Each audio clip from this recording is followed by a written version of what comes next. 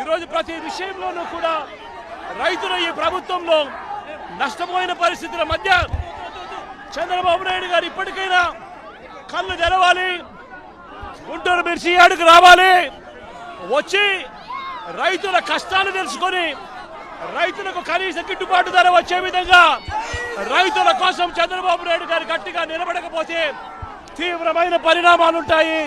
రాబోయే రోజుల్లో రైతుల తరపున చంద్రబాబు నాయుడు గారిని హెచ్చరిస్తా ఉన్నాం.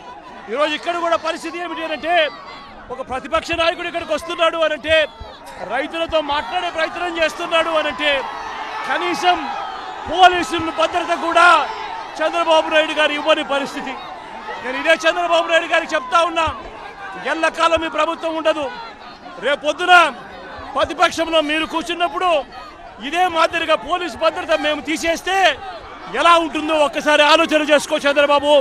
నువ్వు చేస్తా ఉన్నది కరెక్టా కాదా అన్నది కూడా ఒకసారి ఆలోచన చేసుకోమని చంద్రబాబు నాయుడు గారికి ఈ సందర్భంగా గట్టిగా చెప్తా ఉన్నాం, విజ్ఞప్తి చేస్తూ. సో ఫ్రెండ్స్, జగన్ గారు చెప్పినట్టు అక్షర సత్యం అన్నమాట.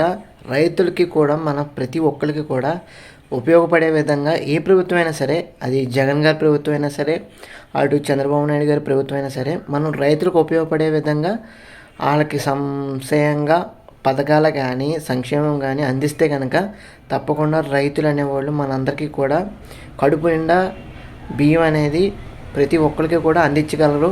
అది మొత్తం అక్రాస్ స్టేట్స్ కానీ లేదంటే అక్రాస్ ఇండియా నేషనల్ వైడ్గా కానీ అందించడానికి సువర్ణ అవకాశాలు అయితే ఉన్నాయన్నమాట. సో ప్రతి ఒక్కరు కూడా మన వీడియోని షేర్ చేసి ఎంత అవకాశం ఉంటే మాత్రం అంతమందికి మీరు ఎడ్యుకేట్ చేయడానికి ప్రయత్నించండి.